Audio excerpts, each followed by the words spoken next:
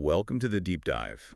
We're going to be exploring something today that should be right up your alley as a philosopher, I think. Today, we're going to be taking a deep dive into constitutionalism. Ah, yes, an area ripe for philosophical examination for sure.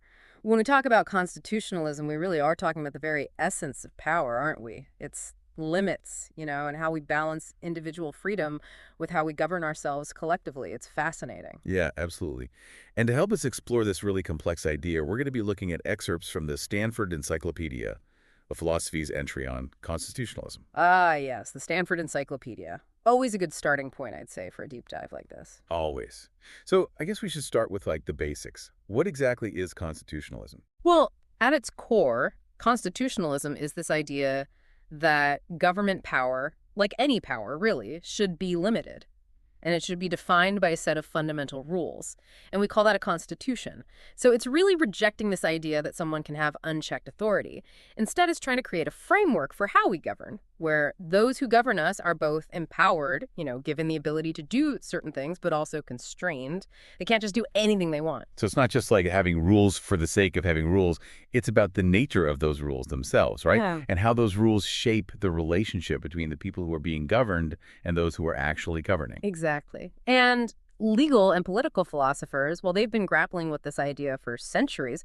It seems kind of paradoxical. How do you have limited government? Take Hobbes, for instance. He famously argued for, absolute sovereignty, the Leviathan, no limits. Right. So Hobbes thought that if you tried to put any limits on a sovereign's power, then that's a recipe for disaster. It's just going to lead to chaos. Exactly. And later you have legal theorists like John Austin, and he kind of echoed this view. He said the idea of a sovereign being bound by law, by rules, is a contradiction in terms. It just doesn't make sense. Yeah, it does seem counterintuitive, right? Yeah. If a sovereign, like a king or a queen, is the one who makes the laws, how can they be bound by those same laws at the same time? It's a puzzle. That's right. And this is where I think the source material makes a really important distinction. And honestly, I think this will probably resonate with you given your background as a philosopher. They distinguish between sovereignty and government, two different things. Oh, interesting. I'm intrigued. Tell me more. So in, modern constitutional democracies, the people are considered the ultimate sovereign. They're the source of all political power.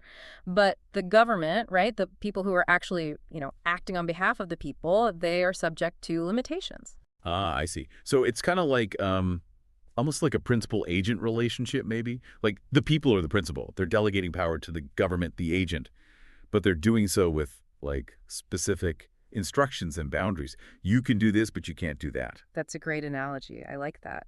And this is where this idea of entrenchment comes in. It becomes really, really central to how constitutionalism works.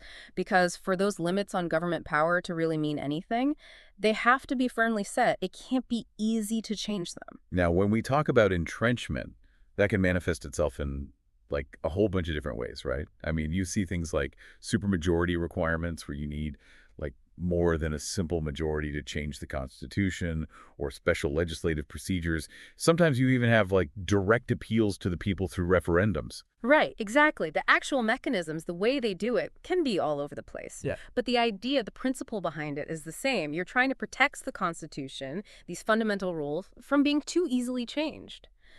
And especially by the people in power, because, they might be tempted to just change the rules to benefit themselves. Yeah, good point.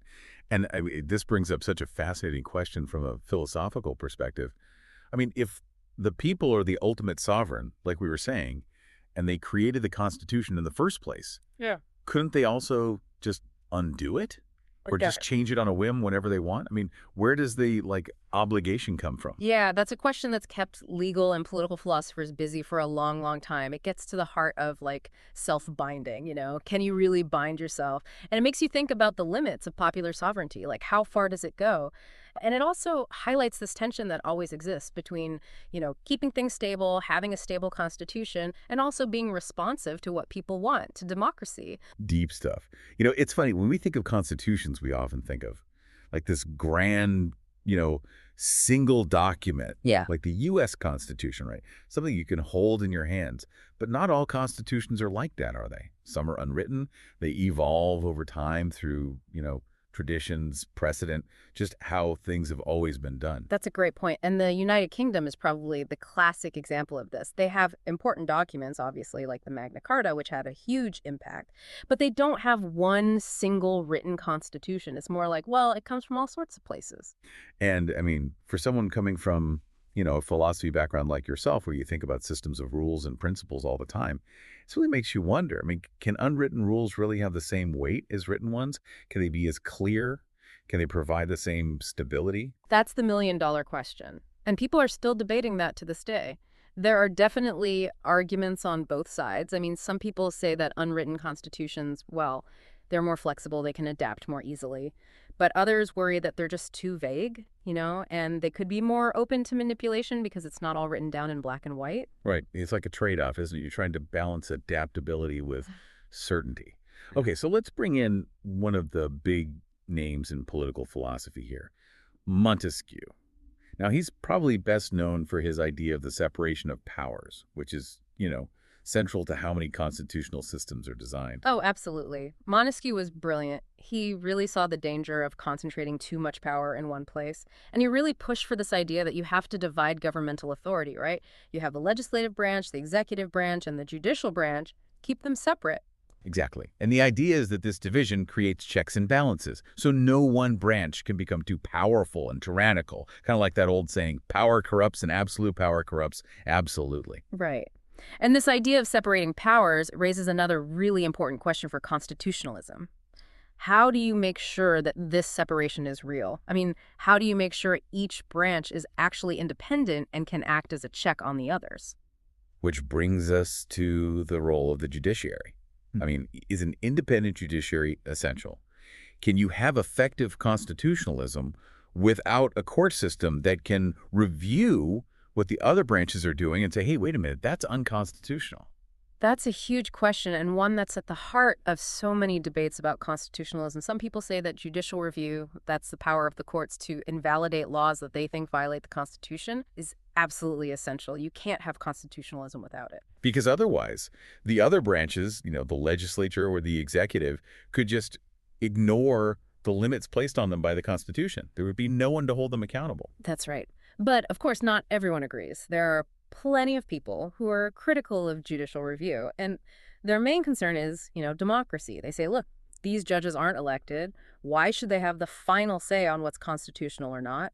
That should be up to the people, or at least to the people's elected representatives. Yeah, so you have this tension between, upholding constitutional principles, these fundamental rules, and also respecting the will of the people as it's expressed through their elected representatives. Like, whose voice should matter more? It's a classic philosophical dilemma, that's for sure. Absolutely. And it's also important to remember that alongside all these formal institutions and written rules that we've been talking about, constitutionalism also relies on things that aren't written down anywhere. Norms and conventions, just how things have always been done. Oh, yeah, that's right. We touched upon this before with unwritten constitutions. But even in countries with a formal written constitution, these conventions still play a role. They got to fill in the gaps, right? Exactly. And there's a famous legal scholar, A.V. Dicey, who called these constitutional conventions. He said they're like these rules of political conduct. They're not legally enforceable, like you can't take someone to court for violating them. But everyone in power, they just kind of know that they're supposed to follow them. It's like an unspoken agreement. It's amazing how powerful these unwritten rules can be. It makes me think, I wonder if there are similar types of conventions in other fields too, like in philosophy, for example. Are there unwritten rules or traditions that shape how philosophers do their work, even if they're not like officially written down anywhere? That's such an interesting question. I mean, it makes you wonder, right? Maybe certain schools of thought, different philosophical traditions, maybe they operate according to these unwritten rules, like they guide how you construct an argument, how you evaluate evidence, how you come to your conclusions. Yeah, almost like a hidden constitution of philosophical discourse. Exactly. I love that. And it really makes you think that maybe this idea of constitutionalism, of limiting and structuring power, it goes beyond just, formal governments and legal systems. Maybe it's something that's more fundamental to how humans organize themselves, even in areas like philosophy. Really fascinating. Yeah. Okay, so I think we've laid some good groundwork here. We've explored what constitutionalism is, its different forms. and some of the philosophical questions it raises. But I think now we need to turn to what is probably the most controversial and intellectually stimulating aspect of this whole thing, interpretation. Ah, yes. This is where it gets really interesting and where the debates get heated. It's all about hermeneutics, isn't it? Hmm. How do you understand and apply the principles that are laid out in a constitution? Exactly. And it's not always easy, especially when you're dealing with a document that was written, you know, maybe hundreds of years ago in a totally different social and political context. Like, how do you apply those ideas to today's world? Right, and this is where you get the big debate between originalism and living constitutionalism. Two very different approaches to understanding what a constitution means and what its purpose is. Two very different camps, for sure. So you have the originalists, and as you might guess from the name, they believe that the key is staying true to the original meaning of the text. They say we should interpret the Constitution according to how the people who wrote it and ratified it understood it back then. So they're like historical detectives. Hmm. They're trying to figure out what the framers intended, what they were thinking by looking at historical records, the debates they had, and the whole context in which the Constitution was written. Exactly. And for them, the meaning of the Constitution, it's fixed. It's anchored in the past. It doesn't change. Okay, I get that. But then you have the living constitutionalists, right? Yeah. And they have a very different view. They think the Constitution should be interpreted in a way that keeps up with the times. It should adapt to modern circumstances and values. That's right. They put a lot of emphasis on how societies change, how they evolve. And they say that for a constitution to stay relevant, it needs to change along with society. It can't be stuck in the past. In fact, they often use this phrase, the dead hand of the past.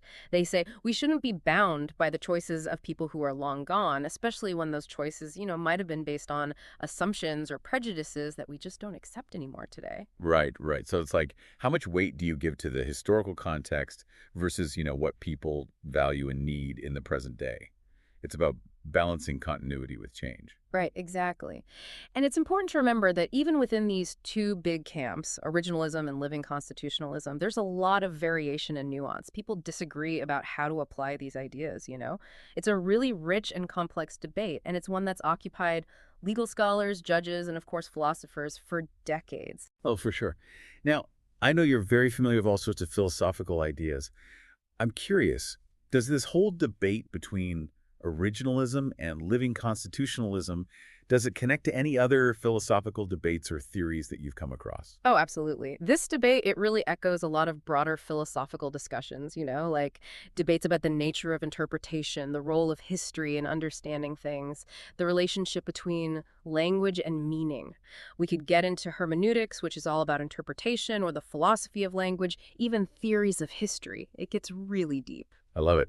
And this is where your expertise, as a philosopher becomes so valuable. You can help us make those connections, connect these specific legal and political debates to these broader philosophical ideas and frameworks. And speaking of philosophers, I think we should introduce a thinker whose work has been really influential in how people think about constitutional interpretation. Ronald Dworkin. Ah, Dworkin. A brilliant mind, no doubt. He was a legal philosopher, and his work, it's had a profound impact on how we think about these issues. For sure. So Dworkin, he developed this idea of a moral reading of the Constitution. He argued that when you're interpreting the Constitution, it's not just a technical legal exercise, it's actually a moral endeavor. That's right. He said judges shouldn't just look at the Constitution like it's a set of rules. They need to see it as an expression of deeper moral principles, the principles of a just and free society. So it's not just about figuring out what the words mean, it's about engaging in this, like, moral reasoning process, like what interpretation best upholds these fundamental moral principles. Exactly.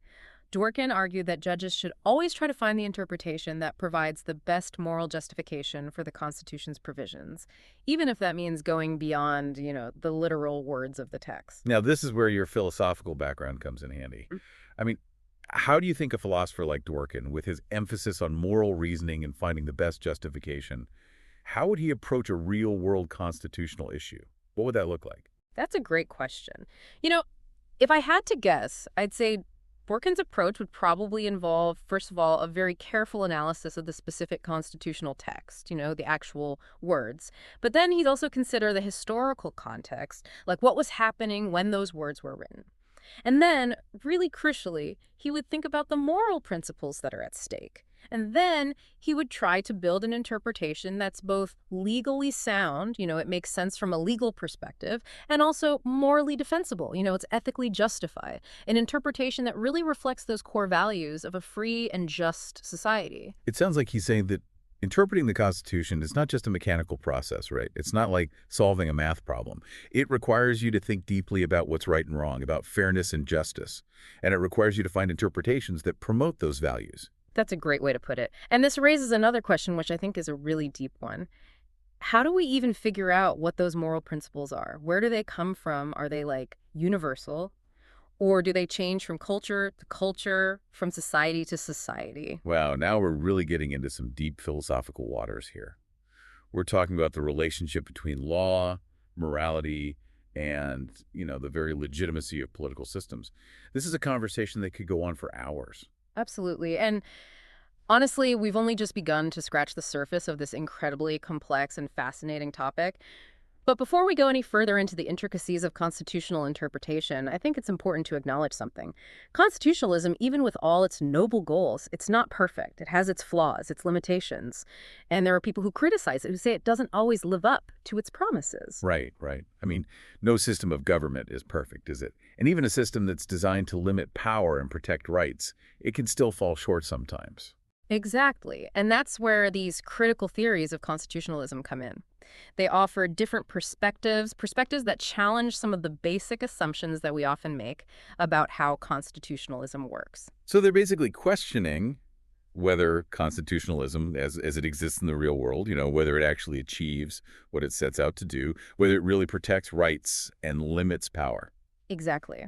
Some critics argue that constitutions, even though they often sound really idealistic and high-minded, they can actually end up reinforcing existing power structures and inequalities.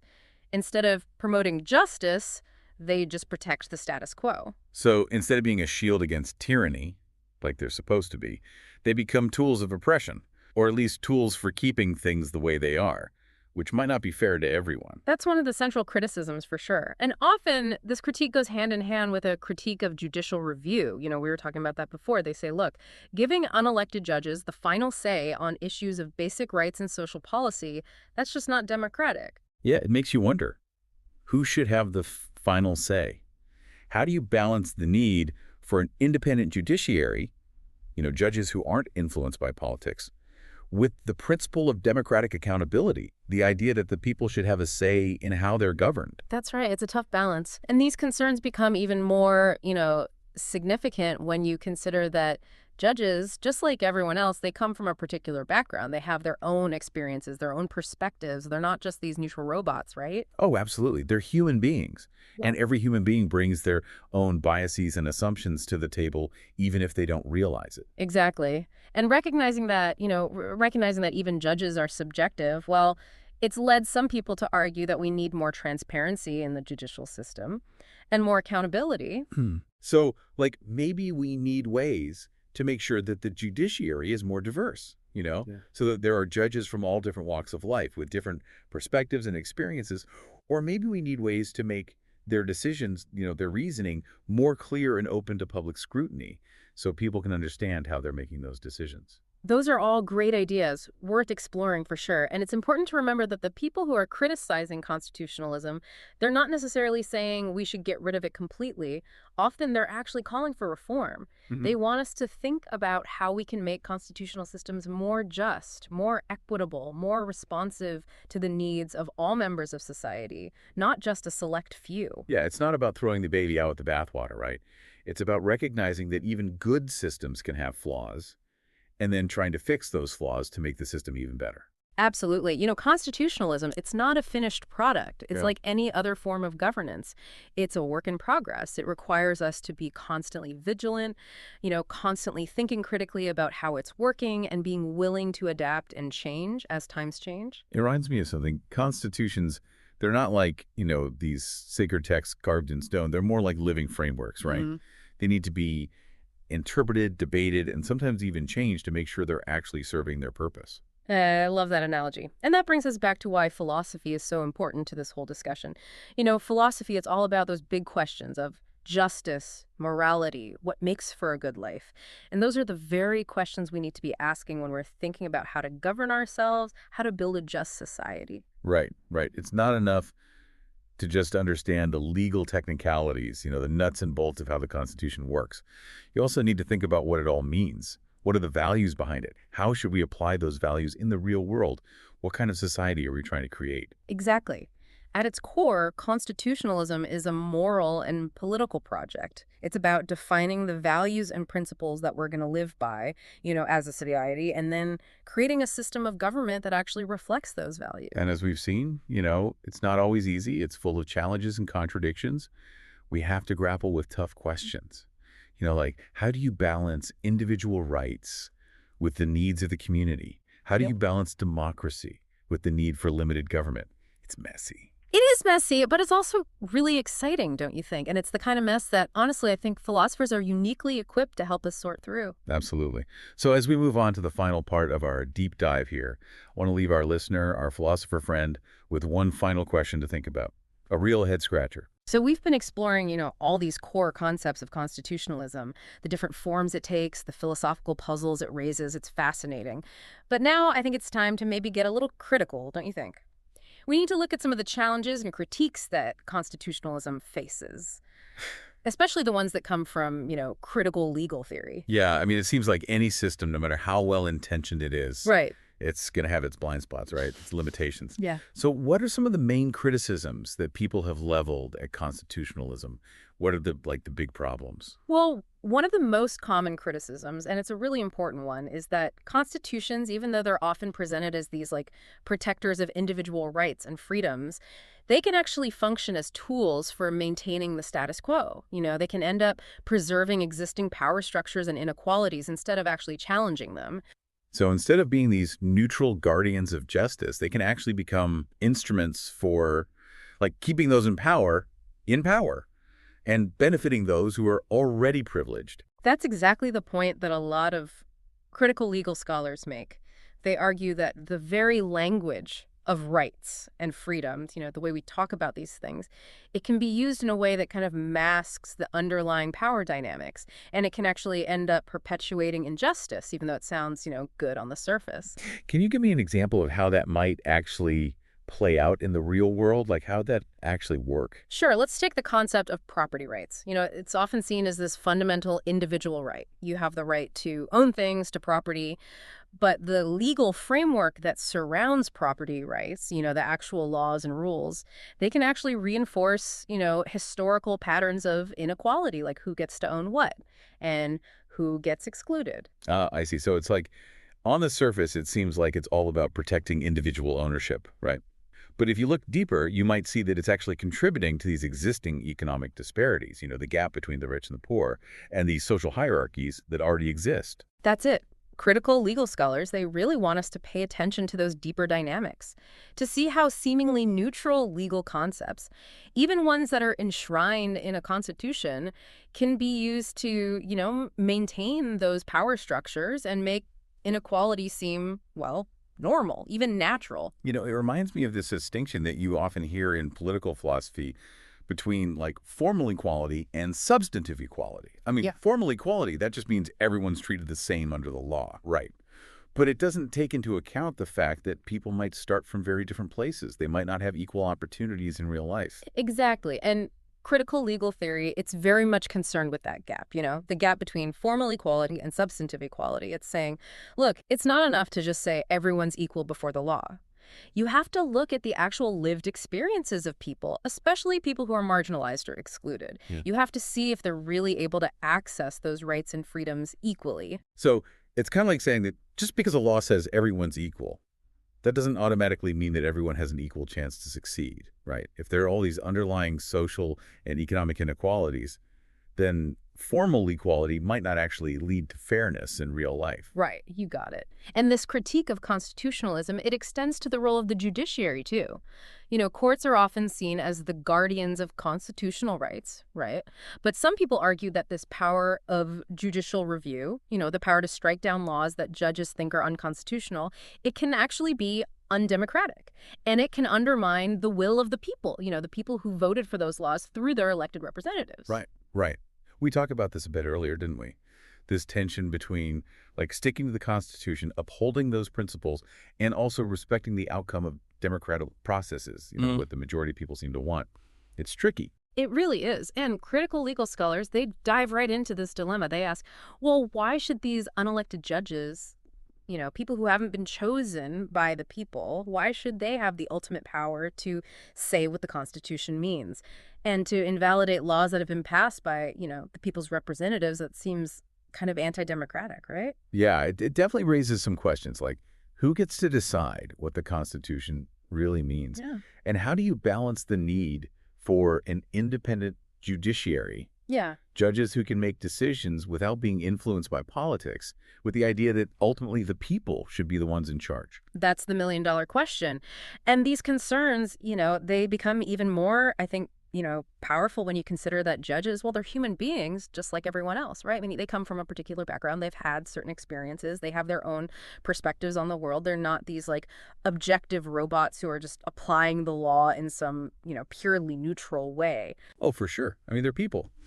And all people have their biases, their assumptions, whether they're aware of them or not. That's right. And this recognition that even judges are, subjective to some extent, well, it's led to calls for greater transparency and accountability within the judiciary. Like, how do we make sure the judges are aware of their own biases? And how do we make their decision-making process, more open to public scrutiny so that people can understand why they're making the decisions they're making? Yeah, that makes a lot of sense. So maybe we need mechanisms to ensure that the judiciary is more, I don't know, representative of the diversity of viewpoints and experiences that exist in society, right? So that it's not just like one type of person making all the decisions. Or maybe we need ways to make the reasoning behind judicial decisions more accessible to the public so people can see, the logic and the values that are informing those decisions. I think those are all really important things to consider.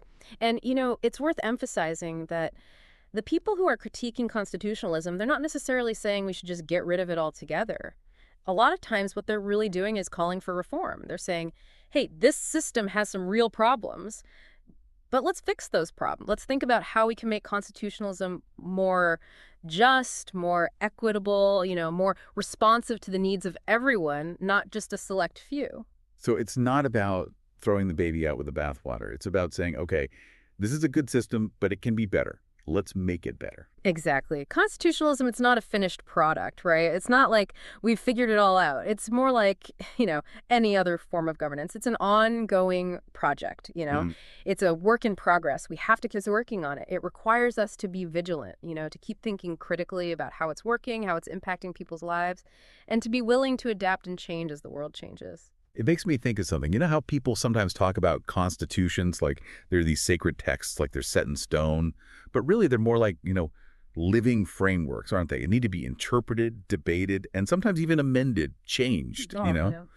to make sure that they're actually serving their purpose, that they're actually promoting justice and fairness.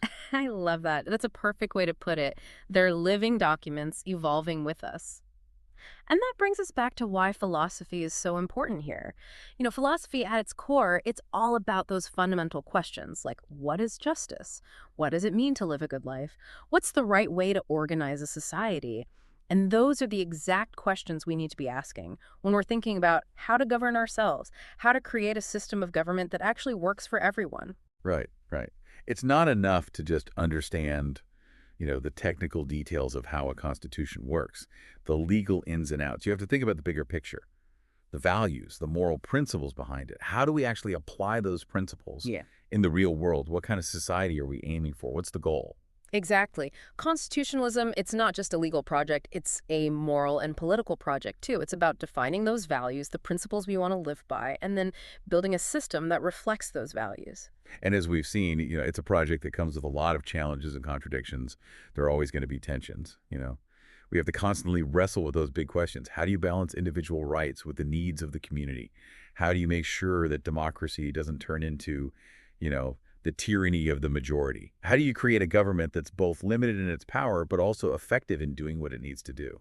It's messy, that's for sure. It's definitely messy, but it's also really important. And honestly, I think philosophers, they have a really important role to play here with their training and logic and ethical reasoning and thinking about these big questions. I think they can really help us sort through that mess and hopefully make some progress. Absolutely.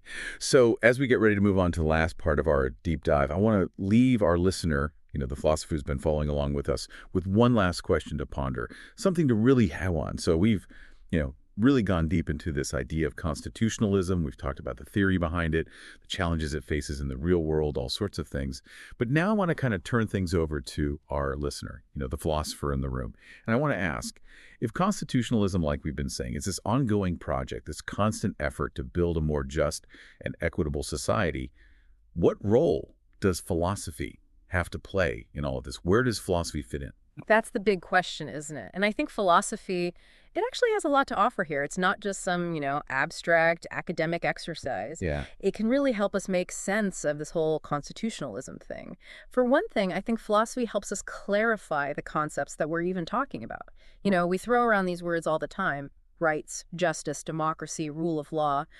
But what do those words actually mean? They're not as simple as they might seem. Philosophy can help us unpack those concepts, really examine what's behind them. What are the assumptions we're making? How have people interpreted them differently over time? It can get pretty complex. Yeah, it's like you're building the foundation, right? You're providing the conceptual tools that we need to even think about these issues in a clear and rigorous way. That's it.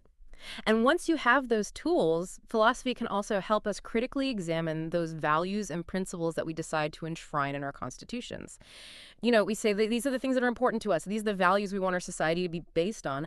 But are they really universal values? Or do they just reflect, a particular culture or a particular moment in history? Are they even consistent with each other? I mean, sometimes those values might actually clash.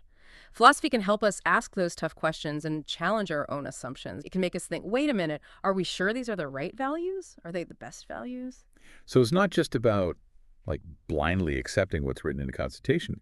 It's about constantly reflecting on those values, debating them, maybe even revising them as our understanding of justice and fairness evolves. Exactly. And, philosophy, it can also help us grapple with the dilemmas and the tensions that always come up when you're trying to put these principles into practice. It's never easy, right? Like, how do you balance the rights of the individual with the needs of the community? How do you make sure that a government is powerful enough to do what it needs to do, but not so powerful that it becomes tyrannical? These are age-old questions, and philosophy has been wrestling with them for centuries. It can give us some guidance, some frameworks for thinking through these really tough trade-offs. Yeah, it sounds like philosophy doesn't just help us understand constitutionalism, but also helps us actually improve it, right? To make it more just, more effective, more responsive to the needs of people. That's the hope, right? Because constitutionalism, it's not like a destination, It's not like we arrive at some perfect system and then we're done. It's more like a journey. It's a constant process of refining, adapting, maybe even transforming our systems of governance to make them better, more just, more inclusive. And philosophy, it's like a compass that can help us navigate that journey. I love that. And it really highlights the role of, the philosopher, the critical thinker. They're not just sitting on the sidelines observing. They're actively engaged in this process of shaping and reshaping our understanding of how we should govern ourselves. Absolutely. And I think, with their training and rigorous argumentation and thinking about these abstract concepts in ethical reasoning, philosophers are really well suited to contribute to this conversation about constitutionalism. It's a conversation that we all need to be a part of, not just the lawyers and the politicians. Well said. I mean, it's a reminder that constitutionalism, it's not just some dry technical topic. It's about real people's lives. It's about how we structure our societies, how we distribute power, how we protect rights, how we ensure justice. These are issues that affect everyone. You got it. And, I hope our deep dive today has maybe sparked some new ideas for our listener, for that philosopher out there who's been tuning in. I hope it's encouraged them to see that there's a place for philosophical thinking in this world of constitutionalism, in this quest for a more just and equitable society. Me too. So to our listener, to all the philosophers out there, keep thinking, keep questioning, keep challenging. Your ideas matter. And keep bringing those philosophical insights to bear on the really big questions of our time. How do we build a better world? How do we create systems of government that truly serve the people? It's a big task, but I think philosophy can help light the way. So until next time, keep those philosophical wheels turning.